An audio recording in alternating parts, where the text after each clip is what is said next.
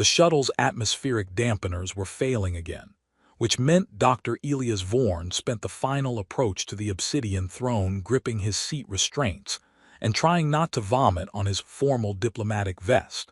The vest itself was already a crime against comfort, constructed from some earth fabric that promised to wick away perspiration while maintaining professional dignity, but mostly succeeded at making him feel like a sausage wrapped in expensive foil.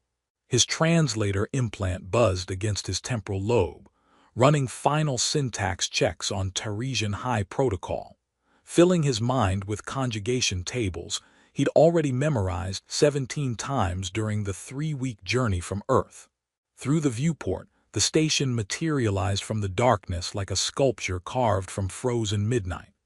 The Taresians had built their seat of power inside a hollowed asteroid, but calling it merely a station was like calling Earth's oceans, somewhat damp.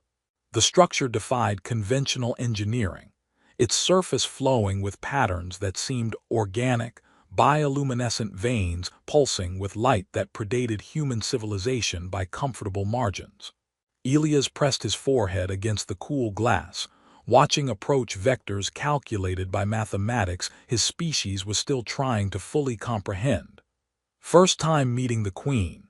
The shuttle pilot, a grizzled woman named Kowalski who'd been ferrying diplomats for 2 decades, didn't look up from her controls. That obvious. You've got that look, like someone about to walk into a star and hoping it won't notice. She adjusted their trajectory with casual expertise. Advice: don't try to be clever. The Taresians invented clever while we were still banging rocks together. Just say what you mean and hope it doesn't start a war. Elias laughed, but the sound came out strangled. His entire career had prepared him for this moment. He decoded the linguistic patterns of the Sephiri, negotiated trade agreements with the multi-consciousness of New Beijing Station, even managed to insult only 3 different species during his disastrous first posting on Kepler 442b. He was, according to his official file, exceptionally competent at bridging xenocultural divides. According to his mother's last message, he was very good at talking to people who aren't expecting humans to make sense. The docking sequence engaged with a series of mechanical whispers that sounded almost musical. Elias gathered his data tablets, checked his vest one final time, and tried to remember the breathing exercises his therapist had taught him. In through the nose, out through the mouth. Pretend you're not about to represent your entire species in front of beings who'd been navigating the stars when your ancestors were still deciding whether bipedalism was worth the back pain. The airlock cycled open onto a corridor that made his eyes hurt. Not from brightness, but from beauty so precisely calculated it felt almost aggressive. The walls weren't merely carved but somehow grown, crystalline structures flowing into organic curves, lit from within by that same bioluminescence he'd seen outside. Every surface seemed to breathe, patterns shifting like aurora borealis compressed into architecture. His boots made no sound on the floor. He suspected the floor was absorbing the vibrations, possibly judging him based on his gait. 2 Taresian guards materialized from alcoves he hadn't noticed, their movements so fluid they seemed to pour into position rather than walk. Tall, impossibly graceful, their features carrying that distinctive elegance that humanity had spent years trying not to describe as elf-like in official documents. Their ears rose to elegant points, adorned with minimal jewelry that probably cost more than his shuttle. They regarded him with the patient neutrality of beings who'd seen countless species come and go. Dr. Vorn. One of them spoke in Taresian, the language rolling out in harmonics that his implant struggled to parse. The Queen awaits.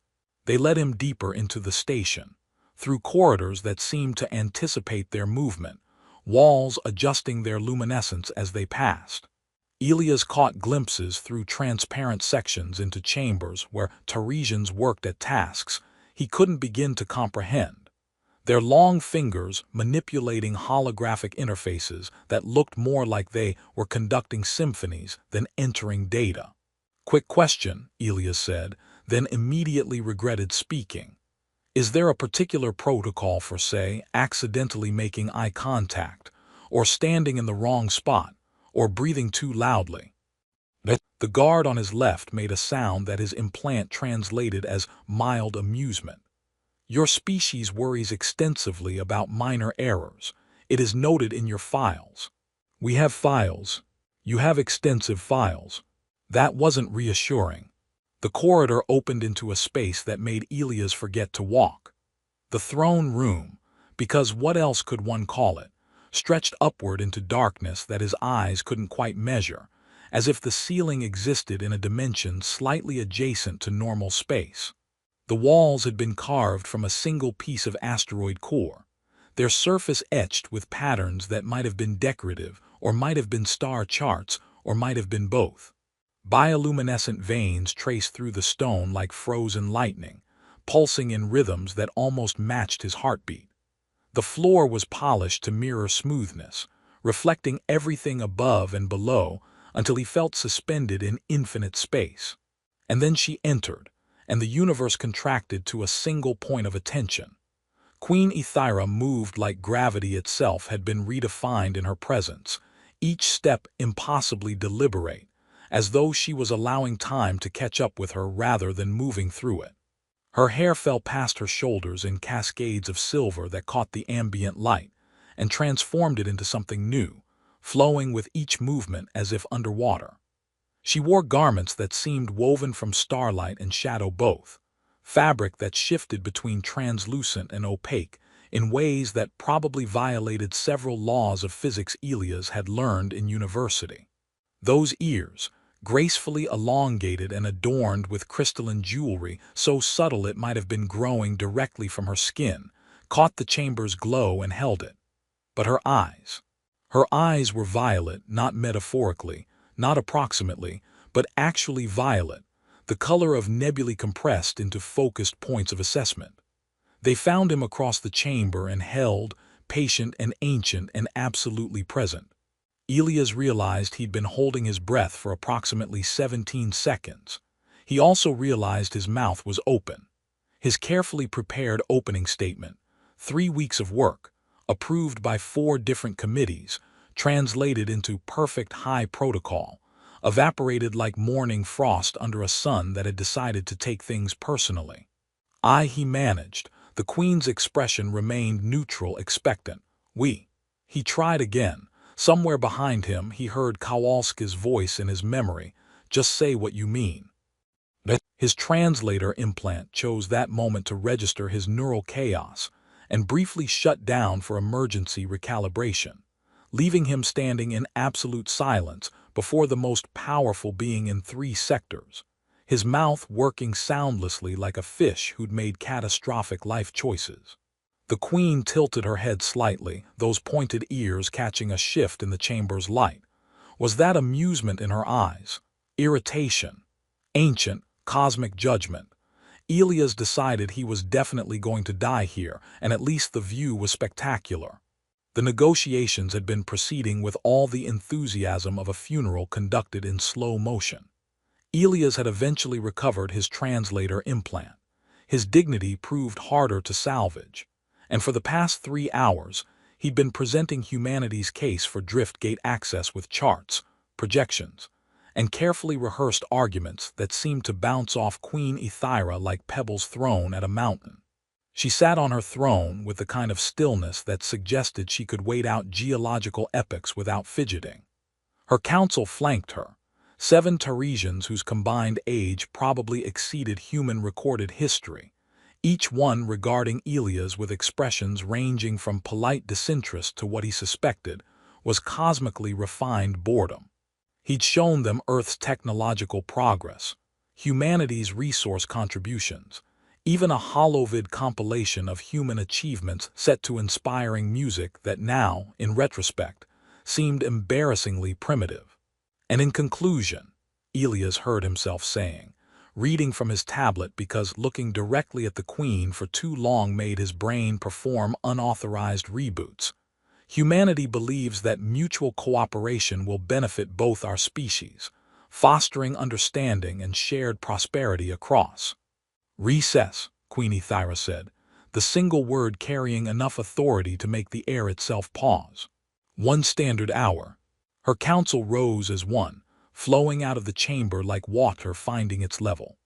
Elias stood alone in that vast space, surrounded by his scattered presentation materials, wondering if there was a diplomatic term for catastrophic failure that sounded less catastrophic.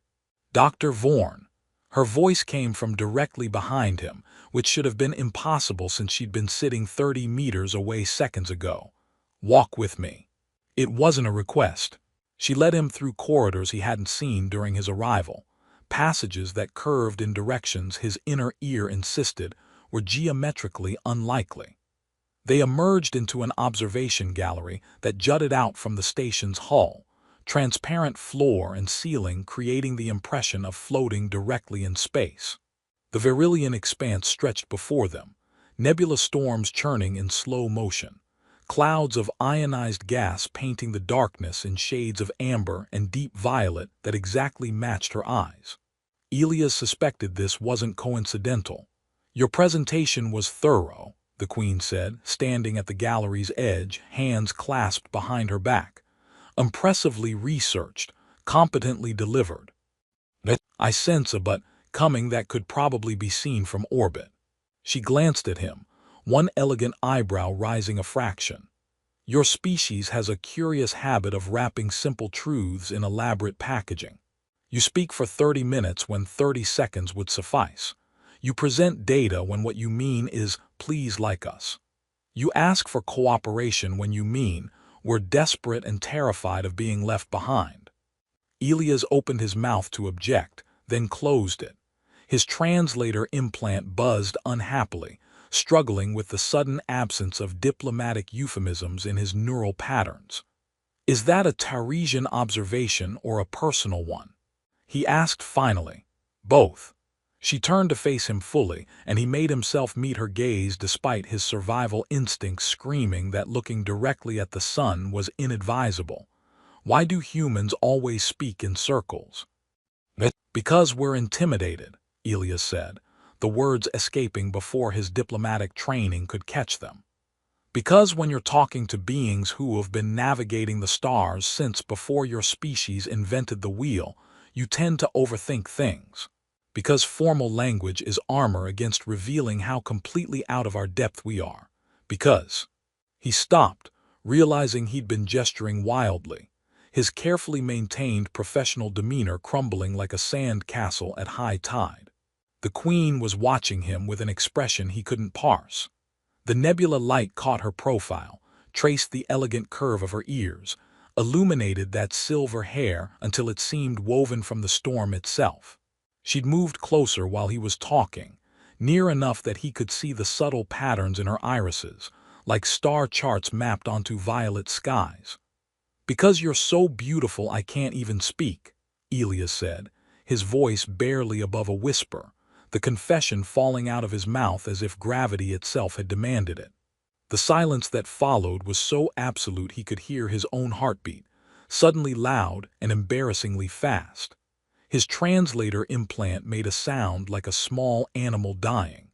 Behind them, through the observation gallery's entrance, he heard footsteps stop, which meant her counsel had heard, which meant he'd just committed what was probably the galaxy's most elegant form of diplomatic suicide. Queen Thyra's eyes widened, genuinely surprised, possibly for the first time in centuries. Her lips parted slightly. And then, spreading across her cheeks like sunrise on a silver world, a flush of deep amber appeared, warm and unmistakable against her pale skin. It lasted perhaps 2 seconds before she controlled it, her expression settling back into careful neutrality, but he'd seen it. That moment of pure, unguarded reaction. You will return to your quarters, she said, her voice perfectly level but somehow different, like crystal struck at a frequency only he could hear. We will reconvene tomorrow. Your Majesty, I didn't mean to. Tomorrow, Dr. Vorn. She left, her counsel materializing to follow her like shadows called back to their source. Elias stood alone in the observation gallery, watching nebula storms rage across the expanse, trying to calculate exactly how badly he just destroyed humanity's chances of joining galactic civilization. His communicator chirped. A message from Kowalski. Heard you called the Queen beautiful. Bold strategy. How's the evacuation plan looking? Elias laughed, slightly hysterical, and sat down right there on the transparent floor with infinity below his feet. Through the curved walls, he could see Taresians moving through distant corridors, their reactions suggesting news traveled fast aboard the obsidian throne. Several were looking toward the observation gallery. Below that, someone had added a note in standard English, probably one of her aides who'd taken pity on him. She hasn't blushed in approximately 300 years. Thought you should know. Elias read the message 7 times, watching the words fail to change into something that made sense. The nebula outside continued its slow dance, indifferent to his confusion.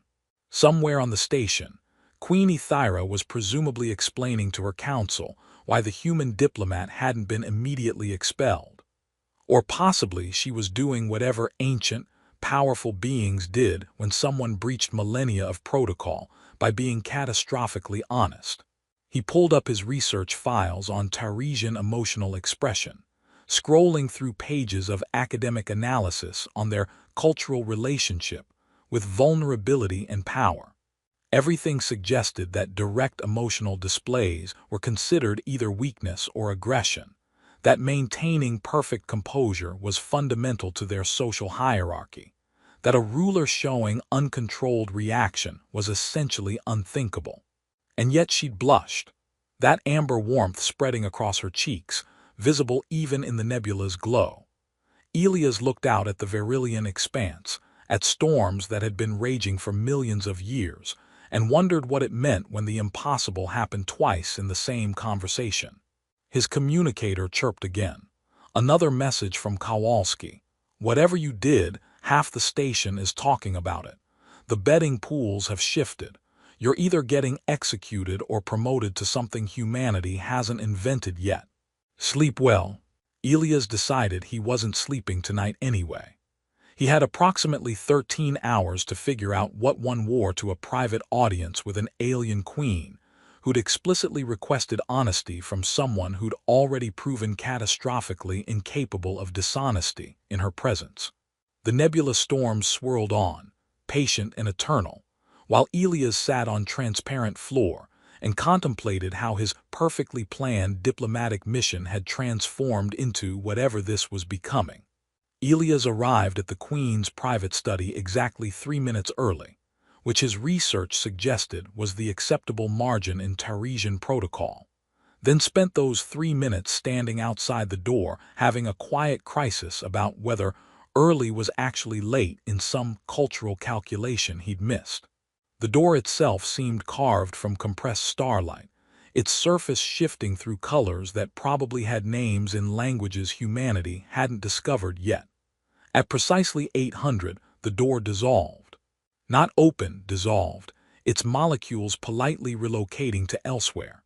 The study beyond made his brain stutter.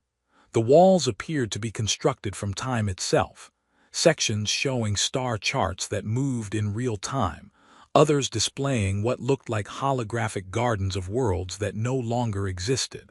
A desk sat in the center, grown rather than built, its surface flowing with data streams that responded to proximity. Books lined shelves that curved into dimensions his eyes couldn't quite follow, their spines labeled in scripts ranging from recognizable Taresian to symbols that hurt to look at directly.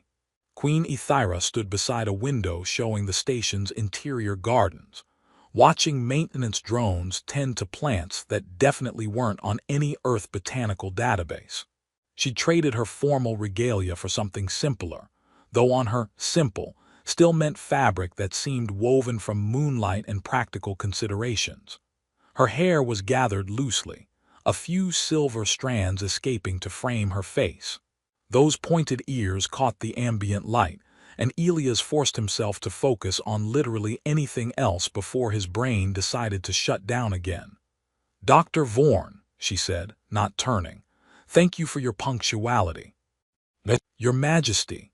He executed what he hoped was an appropriate bow, though his research had been unclear about private audience protocols. Ethyra, she corrected, finally facing him. When we are alone, titles are unnecessary. They are architecture, useful for public spaces, cumbersome for actual conversation. That's unexpectedly practical. You sound surprised that I might be practical. She moved to her desk, gesturing for him to sit in a chair that materialized from the floor with unnerving smoothness. You expected perhaps more ceremony, more formality.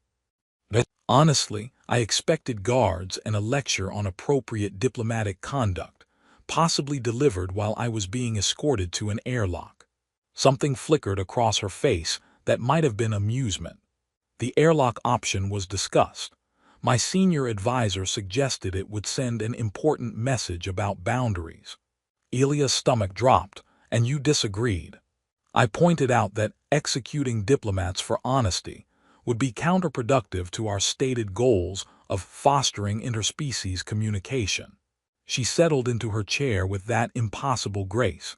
Also, I was curious about whether I'd survive vacuum exposure, about whether you meant it. The question hung in the air between them, more loaded than any diplomatic negotiation. Outside, through the window, something that looked like a bird made of pure light flew past, and Elias wondered if he'd somehow fallen into a fever dream. I meant it, he said, because apparently his mouth had decided honesty was non-negotiable now. I probably shouldn't have said it. Definitely shouldn't have said it during official negotiations. My diplomatic training covered approximately 0 scenarios involving blurting out personal observations about monarchs' appearances. But yes, I meant it. Ethyra was quiet for a moment, her violet eyes studying him with an intensity that made him feel simultaneously seen and evaluated. In Taresian culture, direct emotional expression is considered either childish or aggressive. We are taught from youth to maintain equilibrium, to present only what we choose to reveal. Control is synonymous with maturity, with capability, with worthiness to lead. That sounds exhausting. It is. The admission came easily, surprising them both. It is also lonely. She stood, moving to a wall that displayed what looked like a family tree, except the branches extended across centuries and included notations in multiple languages. I became queen at 73 years old, young by our standards. I have held this position for 312 years. Do you know how many people have addressed me with unguarded honesty in that time? I'm guessing the number is low. You would be the first. She touched the display, and it shifted to show historical records, images of Taresians in various eras. Everyone who speaks to me calculates their words, measures their tone, presents carefully curated versions of their thoughts. It is expected, appropriate, necessary for smooth governance. And it means that I am constantly surrounded by people who are performing for me, never with me. Elias felt something shift in his understanding of the situation. So when I just said what I was thinking, it was shocking, she said. Inappropriate by our standards. Also the most genuine interaction I have experienced in longer than I care to calculate.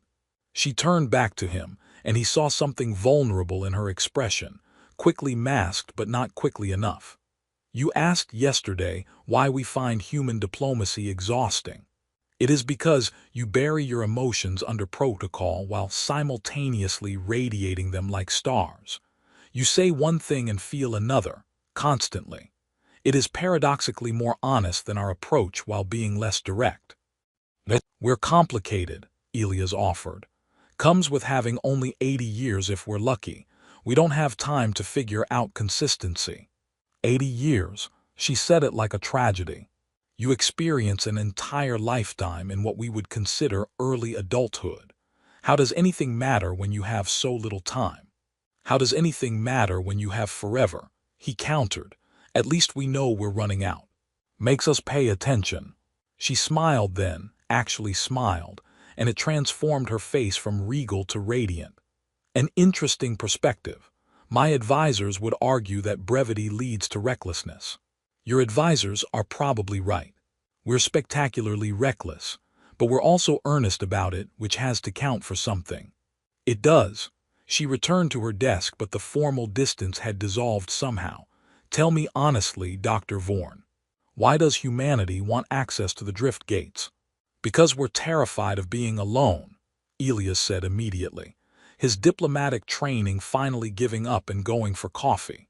Because we've been shouting into the void for centuries, and the void finally shouted back. And now, we know there's a whole galaxy out there having conversations we can't join. Because staying isolated feels like choosing extinction when we could choose connection instead. Because we're young and stupid and desperate to prove we're worth talking to. And you think access to ancient transit technology will accomplish this? I think it's a start. I think showing up matters. I think, he paused, weighing his next words. I think humanity needs to know we're not cosmic accidents that happen to get lucky. We need to belong to something bigger than one small planet orbiting one unremarkable star. Ethira leaned back, studying him. Your official presentation said nothing of this. My official presentation was written by committee. This is just me. I prefer just you. The words came quietly, but they hit like a declaration. Tell me, what does your species think you could offer beings who have already mapped the known universe? Novelty, Elias suggested. We'll definitely keep you entertained. We're extremely good at doing things the hard way, then being surprised when they're hard. Also, we make excellent music and terrible decisions, often simultaneously. She laughed, actually laughed, the sound like crystal chimes in a garden he'd never see. That amber flush appeared again, fainter this time but unmistakable, warming her cheeks. You keep doing that, Elias said before his brain could stop his mouth. Doing what? Blushing. Your aide said you hadn't done that in 3 centuries. Her eyes widened slightly. My aide told you that. Apparently I'm a source of station-wide entertainment now. There are betting pools. There are always betting pools. My staff would gamble on quantum fluctuations if I permitted it. She touched her cheek unconsciously, where the amber had been. I was not aware I was still capable of involuntary responses. Is it bad that you are? I am uncertain. She met his gaze directly. In Taresian culture, it would be considered a loss of control, a weakness. But sitting here, speaking with you, I find I cannot bring myself to care about cultural expectations as much as I perhaps should. Revolutionary, Elias said. The Queen discovers feelings, film at 11. Film at 11. That old Earth expression means something newsworthy is happening. She smiled again, and Elias felt his heart do something acrobatic and probably medically inadvisable. Tell me more about Earth expressions. I have always found human idioms fascinatingly nonsensical. They talked about language and culture, about the weight of representing an entire species, about the loneliness of leadership and the peculiar isolation of being the person everyone watches but no one sees. She told him about Taresian history, their slow reproduction, the way her position was more prison than throne some days. He told her about humanity's chaotic, burning, desperately brief experience of existence, about people who lived like matches lit against the dark. We must seem like children to you, Elias said eventually, running around breaking things, demanding attention. You seem alive, she corrected. Intensely, almost aggressively alive, it is. She paused, searching for words. Captivating. The chronometer on her desk pulsed softly. She glanced at it, then sighed. I have a council meeting. Trade disputes in the outer reaches, thoroughly tedious but apparently urgent. Right. Elias stood, reluctant to leave this strange bubble they'd created. Thank you for not having me executed. The day is young, she said, but her eyes held warmth. Tomorrow, Dr. Vorn, we will resume negotiations. Come prepared to be honest. That's all I seem to be capable of around you. She smiled, and that amber flush returned, and he left before he could say anything else that would require 3 diplomatic committees to untangle. The formal negotiations resumed in the throne room, but everything had changed in ways that made the Queen's Council visibly uncomfortable. Elias noticed it immediately in how they positioned themselves, creating slightly more distance from Ethira than protocol required, their expressions carefully neutral in that way that screamed disapproval louder than words ever could.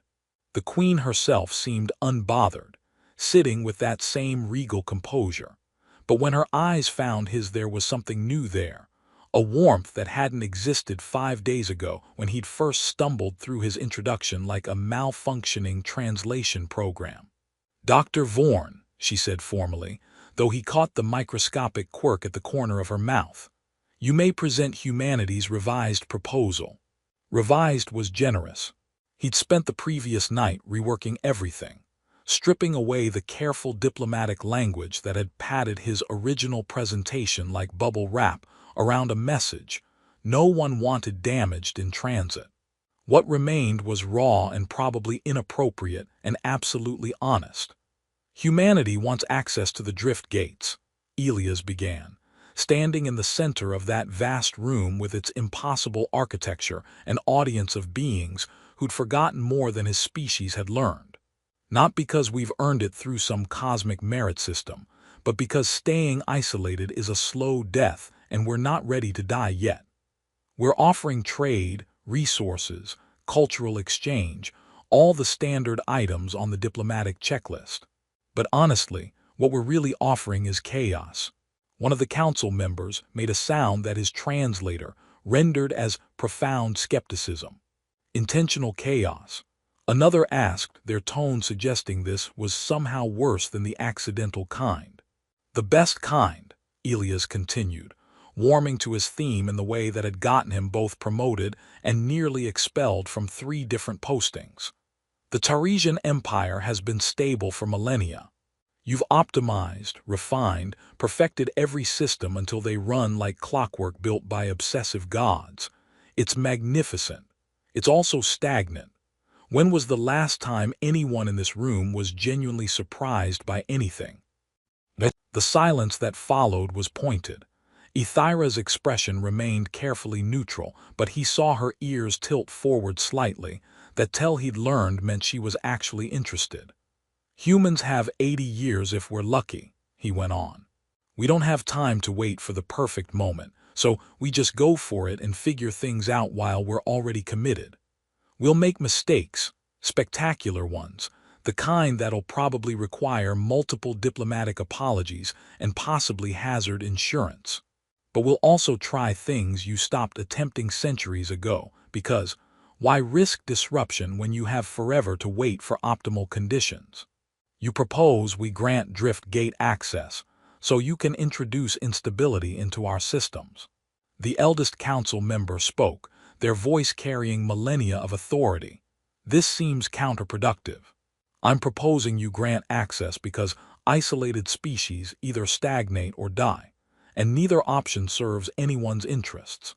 Humanity brings energy, novelty, and yes, probably some disasters, but we also bring perspective.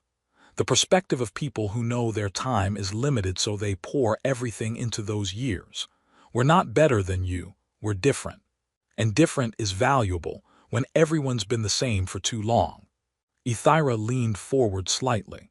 "And what does humanity require in exchange for this gift of chaos?" "Partnership," Elias said simply.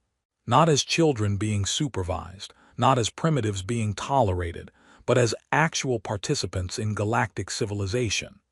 Teach us, judge us when we screw up, but give us the chance to prove that short, intense existence has value beyond being the universe's newest mess." The council erupted into discussion, their voices layering in harmonics his translator struggled to separate. He caught phrases like unprecedented proposal and concerning implications, and what might have been surprisingly coherent for a human. Ethira let them talk, her gaze never leaving his face, and he saw something in her expression that looked almost like pride. Finally, she raised one hand, and silence fell like gravity reasserting itself. "The council will deliberate," she announced. "Dr. Vorn, you will wait in the observation gallery. We will summon you when a decision is reached." He bowed, caught her eye for just a moment, and saw the tiniest nod. Either reassurance or farewell, he couldn't tell which. The observation gallery felt different now, less like floating in space and more like standing on the edge of something significant. The Verilian expanse continued its eternal storms, indifferent to human anxieties. Elias paced, his mind running through everything that could go wrong, had gone wrong, was probably going wrong right now in that throne room. His communicator chirped. "Kowalski, word is the council is split, 4 against 3 undecided. The Queen hasn't indicated her position.